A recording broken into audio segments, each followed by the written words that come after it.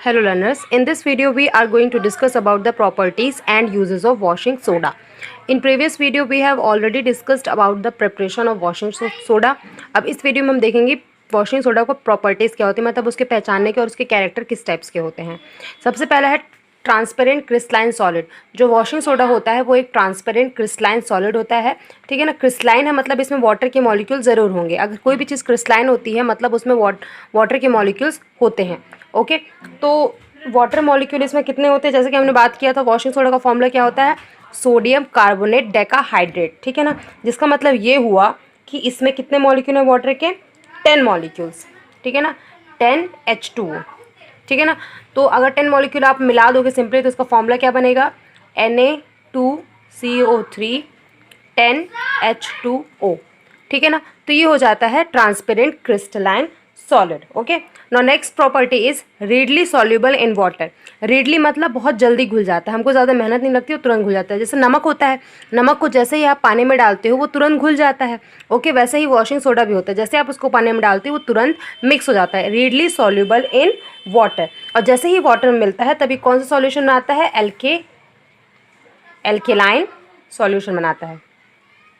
Alkaline solution कैसा solution होता है, बेसिक सॉल्यूशन होता है। क्यों, हमको कैसे पता चला कि ये एक एल्कलाइन सॉल्यूशन है, जब हमने वॉशिंग सोडा को पानी में मिलाया तब उसने एक सॉल्यूशन बनाया। अब उस सॉल्यूशन में हम लिटमस पेपर को डाल के देखें, हमने देखा जब हम रेड लिटमस पेपर डालते हैं तब कोई चेंज नहीं आता, लेकिन जैसे ही हम ब्लू लिटमस पेपर डालते हैं तो ब्लू लिटमस पेपर किस में चेंज हो जाता है, रेड में चेंज हो जाता है।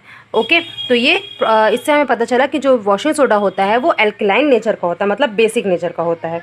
ओके, अब next one is action in water. जैसे ही आप वॉशिंग सोडा को पानी में डालते हो तो हवा में नॉर्मली आप एयर में एक्सपोज करते हो तब क्या होता है, वॉशिंग सोडा की जो 10H2O रहता है ना वो धीरे धीरे लूज होने लगता है, ठीक है ना। ये जो वाटर मॉलिक्यूल है वो लूज होने लगता है और लास्ट में वो एक एनहाइड्रस सॉल्यूशन, एक एनहाइड्रेट सब्सटेंस बना लेता है। ओके, तो इसको हम कह सकते हैं when crystal of washing soda are left open in air they lose 9 molecules of water of crystallization and forms a white powder of sodium carbonate monohydrate, ठीक है ना। पहले इनका फॉर्मूला क्या रहता है, Na2CO3 10H2O, और जैसे ही एयर में जाते हैं तब इनके 9H2O के मॉलिक्यूल्स निकल जाते हैं, ठीक है ना। 9H2O के मॉलिक्यूल निकल जाते हैं। अब बचता क्या है, 10 में से 9 गया, 1 बचा, तो क्या बना, Na2CO3 1, या तो सिंपली 1 लिखो तो भी चलेगा, H2O, तो इसको क्या बोलेंगे, सोडियम कार्बोनेट मोनोहाइड्रेट। ओके, तो the process of loss of water of crystallization from a hydrated salt of atmosphere on keeping it exposed to air, मतलब एयर से एक्सपोज करने पर जब एक हाइड्रेटेड सॉल्ट, ये एक हाइड्रेटेड सॉल्ट है, हाइड्रेटेड सॉल्ट मतलब सॉल्ट है साथ में साथ उसमें पानी भी अटैच है, तो इसको हम बोलते हैं हाइड्रेटेड सॉल्ट। जब ऐसा हाइड्रेटेड सॉल्ट जिसमें पानी मिला हो उसको अगर आप एयर में एक्सपोज करते हो और जब वो धीरे धीरे अपने वाटर मॉलिक्यूल लूज करने लगता है तो उसे हम, उस प्रोसेस को हम बोलते हैं एफ्लोरोसेंस। ओके, तो अगर हम बोलेंगे कि अगर हम वॉशिंग सोडा को एयर में एक्सपोज करके रखते हैं तब कौन सी प्रोसेस होती है, तो आप बोलेंगे एफ्लोरोसेंस की प्रोसेस होती है। अब आपसे पूछे कोई एफ्लोरोसेंस क्या होता है तो आप बता सकते हैं कि एफ्लोरोसेंस मतलब एक ऐसा प्रोसेस जिसमें हाइड्रेटेड सॉल्ट को जब हम एयर में रखें तब एटमॉस्फेयर उसके वाटर के मॉलिक्यूल को एब्जॉर्ब कर ले, ठीक है ना, तो उसको हम बोलते हैं एफ्लोरोसेंस। ओके, अब आते हैं नेक्स्ट, एक्शन ऑफ हीट। अगर आप वॉशिंग सोडा को गर्म करेंगे तब क्या होगा, ठीक है ना। तो देखो होता क्या है, अगर हम वॉशिंग सोडा को 373 केल्विन मतलब 100 डिग्री सेल्सियस से ज़्यादा टेम्परेचर आप उसको हीट करोगे, ठीक है ना, उतना टेम्परेचर जिसमें पानी गर्म हो जाता है, पानी उबलने लगता है, उतने ही टेम्परेचर में अगर आप वॉशिंग सोडा को गर्म करोगे तो वॉशिंग सोडा को जो Na2CO3 होता है, Na2CO3 होता है, ये नहीं टूटेगा बल्कि इसके साथ जो 10H2O रहता है वो धीरे धीरे टूटने लगता है। ओके, क्या होता है, धीरे धीरे टूटने लगता है। अब धीरे धीरे टूटता है तो ये सूखा हो जाता है। जब देखो जब ये 10H2O था तब इसको हम बोलते थे क्रिस्टलाइन वॉशिंग सोडा। क्या बोलते थे, क्रिस्टलाइन वॉशिंग सोडा। लेकिन जैसे इसमें पानी निकल जाएगा तब हम इसको बोलेंगे एनहाइड्रस वॉशिंग सोडा। ओके, अगर आपको कहीं भी एनहाइड्रस की बात चल रही है, एनहाइड्रस मतलब इसमें से पानी निकाल लिया गया है, ओके, तभी एनहाइड्रस वॉशिंग सोडा बन जाता है और इसको सिंपली हम सोडा ऐश बोलते हैं, सोडा ऐश। समझ में आया। तो जैसे ही आप सिंपली कहने का मतलब ये है कि अगर आप वॉशिंग सोडा को 373 केल्विन पे हीट करते हो तब उसके मॉलिक्यूल्स मतलब जो उसका फंडामेंटल मॉलिक्यूल होता है वॉशिंग सोडा का, जो कि Na2CO3 होता है, वो नहीं टूटता, बल्कि इसका जब जो इसका वाटर वाला पार्ट रहता है 10H2 वो धीरे धीरे निकलने लगता है और उस सब्सटेंस को अब हम बोलते हैं सोडा ऐश। ओके, तो अगर आपसे कोई सोडा ऐश का फॉर्मूला पूछेगा तो आप सिंपली बोल सकते हैं Na2CO3, लेकिन आपसे पूछेगा कि पूरा washing soda, crystalline washing soda के बारे में बताइए, तो आप पूरा 10H2O तक का फॉर्मूला लिखेंगे, ठीक है ना। तो इसका रिएक्शन कैसे होगा, सिंपली आप लिखेंगे Na2CO3 10H2O। ओके, अब आप इसको हीट करो, हीट का फॉर्मूला ये है, हीट को हम इस तरह से डिनोट करते हैं Na2CO3, आपने गर्म किया तब क्या निकल गया, 10H2O मॉलिक्यूल बाहर निकल गया। अब ये हो गया आपका वाटर और ये हो गया आपका एनहाइड्रस वॉशिंग सोडा, या सिंपली आप सोडा ऐश बोल सकते हैं। ओके, समझ में आया। तो ये होती है वॉशिंग सोडा की प्रॉपर्टीज। पहला कि ये ट्रांसपेरेंट होता है, बिल्कुल आर पार दिखने वाला सॉलिड होता है। दूसरा, ये पानी में जल्दी ही मिक्स हो जाता है। तीसरा, जब ये एयर के साथ होता है तब ये अपने 9 मॉलिक्यूल ऑफ H2O लूज कर देता है और Na2CO3 XH2O 10H2 simply H2O बना लेता है। तो इसको हम बोलते हैं सोडियम कार्बोनेट मोनोहाइड्रेट, और इसमें एफ्लोरोसेंस की प्रोसेस होती है। फिर नेक्स्ट आता है एक्शन ऑफ हीट। जैसे आप उसको 100 डिग्री सेल्सियस में टेम्परेचर में हीट करते हैं तब वो अपने सारे वाटर मॉलिक्यूल लूज कर देता है और सोडा ऐश बना लेता है। तो this is the property of washing soda. Now we will move on to the uses of washing soda. अब बात करते हैं यूजेस ऑफ वॉशिंग सोडा कि वॉशिंग सोडा की यूजेस क्या होते हैं। ओके, सबसे पहला यूज है softening of hard water. Hard water क्या होता है, देखो दो तरह के पानी होता है, एक होता है हार्ड वाटर और एक होता है सॉफ्ट वाटर।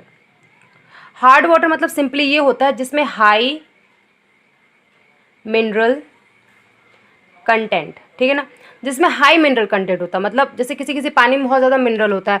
मिनरल किस तरह हो सकते हैं, हो सकता है कैल्शियम, मैग्नीशियम, कोई भी कार्बोनेट्स, बाइकार्बोनेट्स, सल्फेट्स, ठीक है ना। इस तरह जब किसी पानी में ज़्यादा इनकी मात्रा होती है तब हम बोलते हैं कि वो हार्ड वाटर है। ओके, तो अगर आपसे बोले कि हार्ड वाटर क्या होता है तो आप बोलेंगे ऐसा वाटर जिसमें मिनरल क्वांटिटी बहुत ज़्यादा होती है उसे हम हार्ड वाटर बोलते हैं, और उसका जस्ट अपोजिट होता है सॉफ्ट। अब पहला यूज़ क्या है, सॉफ्टनिंग ऑफ हार्ड वाटर, मतलब हार्ड वाटर को सॉफ्ट करने का काम करता है, मतलब इसमें से जितने भी मिनरल्स हैं वो धीरे धीरे निकाल लेता है। अगर हम किसी हार्ड वाटर में वॉशिंग सोडा को डालते हैं तब वो हार्ड वाटर जो होता है वो सॉफ्ट वाटर में चेंज हो जाता है। ऐसा क्यों होता है, तो इनके बीच में एक रिएक्शन होता है। कैसे, तो मैं ये समझाना चाहती थी कि वॉशिंग सोडा पानी को हार्ड से सॉफ्ट कैसे बनाता है। तो मान लीजिए एक वाटर है, ठीक है ना, H2O में आपने वॉशिंग सोडा डाला। वॉशिंग सोडा का फॉर्मूला होता है Na2CO3। ओके, Na2CO3 होता है। अब Na2CO3 जैसे ही आप पानी में डालते हो अपने आयंस में ब्रेक हो जाता है, और वो आयंस क्या होते हैं, Na2+ और CO3 2-। अब हार्ड वाटर में बहुत सारे क्या है, कहीं कैल्शियम आयन है, कहीं मैग्नीशियम आयन है, ठीक है ना, ऐसे मिला के बहुत सारे मिनरल हैं। अब जैसे ही मिनरल क्या होते हैं, पॉजिटिव चार्ज रहते हैं, तो वो ये वॉशिंग सोडा के कार्बोनेट आयन से जाके अटैच हो जाते हैं, और जब ये कैल्शियम आयन वॉशिंग सोडा के कार्बोनेट आयन से मिलता है तब इन लोग बनाते हैं CaCO3। और जब जैसे ही ये बनता है कैल्शियम कार्बोनेट, वो क्या आता है, नीचे आके एकदम जम जाता है, ठीक है ना, ये नीचे आके जम जाता है। अब हम क्या करते हैं, इसको आसानी से बाहर निकाल सकते हैं। अब जो पानी बचता है वो सॉफ्ट बन जाता है। मतलब हम क्या कुल मिलाकर कोशिश करना चाहते हैं कि इसका जो ये कैल्शियम आयन है, मैग्नीशियम आयन है, जिसकी वजह से पानी हार्ड हो रहा था, उसे हम सॉफ्ट करना चाहते हैं। और सॉफ्ट करने का सिंपल तरीका ये है कि इन मिनरल को बाहर निकालो। इन मिनरल को बाहर निकालने के लिए हम वॉशिंग सोडा का इस्तेमाल करते हैं, क्योंकि वॉशिंग सोडा का जो कार्बोनेट होता है वो क्या करता है, इन पॉजिटिव आयंस को मिनरल आयन को पकड़ लेता है और उसका प्रेसिपिटेट बना लेता है, ठीक है ना, नीचे जम जाता है एकदम से। और जैसे ही जो जमा हुआ उसको आप नीचे से निकालो, बाकी पानी एकदम साफ हो गया, ठीक है ना। तो इस तरह से वॉशिंग सोडा हेल्प करता है हार्ड वाटर को सॉफ्ट बनाने में। ओके, अब नेक्स्ट यूज़ है वॉशिंग पर्पस इन लॉन्ड्री। होता क्या है, लॉन्ड्री मतलब जहाँ पे हम कपड़ा साफ़ करते हैं, तो वॉशिंग पर्पस मतलब कपड़े को धोने के लिए हम इसका इस्तेमाल करते हैं, ठीक है ना। कपड़े के धोने के अलावा जो भी हमें और भी अगर गंदी चीज़ें धोनी है तो हम वॉशिंग सोडा का इस्तेमाल करते हैं। नेक्स्ट इज टेक्सटाइल इंडस्ट्री और पेट्रोलियम रिफाइनिंग। टेक्सटाइल इंडस्ट्री में और पेट्रोल को रिफाइन करने में वॉशिंग सोडा बहुत ज़्यादा हेल्पफुल होता है। Next is manufacture of many useful compound like soap, glass, paper, caustic soda etcetera, ठीक है ना। बहुत सारे इंपॉर्टेंट यूजफुल कंपाउंड्स होते हैं, फैक्ट्री, बड़ी बड़ी फैक्ट्री वॉशिंग सोडा का इस्तेमाल करती है सोप बनाने में, ग्लास बनाने में, पेपर बनाने में, कॉस्टिक सोडा बनाने में। Okay, next one is a mixture of Na2CO3 and K2CO3 is use as fusion mixture. Okay, ये बहुत इंपॉर्टेंट है और बहुत ज़्यादा कंफ्यूजिंग भी होता क्या है। देखो, फ्यूजन मिक्सचर एक मिक्सचर होता है, ठीक है ना, दो कंपाउंड का मिक्सचर होता है। उनमें हम कौन कौन सा जनरली कंपाउंड यूज़ करते हैं, Na2CO3 मतलब सोडियम कार्बोनेट और पोटेशियम कार्बोनेट, ठीक है ना। सोडियम कार्बोनेट और पोटेशियम कार्बोनेट जब एक दूसरे से मिलते हैं तब ये एक तरह का मिक्सचर बनाते हैं। और वो मिक्सचर जनरली किस से हेल्प करता है, ये मिक्सचर हमें हेल्प करता है एलिमेंटल एनालिसिस के लिए। अब ये एलिमेंटल एनालिसिस क्या होता है, जैसे मान लीजिए आपके सामने मैंने कोई एक कंपाउंड दे दिया, मतलब एक मिक्सचर दे दिया, उसमें बहुत सारी चीज़ें प्रेजेंट है। मान लो उसमें हेलोजन भी है, ठीक है ना। हेलोजन मैंने आपने बताया था क्या होता है, हेलोजन मतलब क्लोरीन, ब्रोमीन, फ्लोरीन, आयोडीन, ये सारे हेलोजन्स होते हैं। ओके, उसमें सल्फर है, उसमें नाइट्रोजन है। तो इन सब चीज़ों का कंपाउंड मिक्सचर में जैसे हमें पता करना है कि उसमें बहुत सारी चीज़ें प्रेजेंट है और उसमें हेलोजन भी प्रेजेंट है। तो अगर हमें पता करना है कि उसमें हेलोजन है या नहीं, हम फ्यूजन मिक्सचर का इस्तेमाल करते हैं। हम ऊपर से फ्यूजन मिक्सचर डाल देते हैं, फिर वो कुछ तरह का हमें सिग्नल सेंड करते हैं जिससे हमें पता चल जाता है कि हाँ, ये हेलोजन यहाँ पे प्रेजेंट है, ठीक है ना। तो इस तरह से वॉशिंग सोडा फ्यूजन मिक्सचर बनाने में हेल्प करता है, क्योंकि फ्यूजन मिक्सचर का एक कॉम्पोनेंट क्या है, वॉशिंग सोडा भी है, Na2CO3 जो कि वॉशिंग सोडा होता है, ठीक है ना। तो वॉशिंग सोडा और पोटेशियम कार्बोनेट मिलके फ्यूजन मिक्सचर बनाते हैं, जो कि एलिमेंटल एनालिसिस मतलब एलिमेंट को ढूंढना। किसी भी मिक्सचर में अगर हमें एलिमेंट को ढूंढना है तब हम फ्यूजन मिक्सचर का इस्तेमाल करते हैं। और फ्यूजन मिक्सचर बनाने के लिए हमें सोडियम कार्बोनेट की ज़रूरत पड़ती है। तो this was all about washing soda. अब नेक्स्ट वीडियो में हम बात करेंगे ब्लीचिंग पाउडर के बारे में। Thank you so much.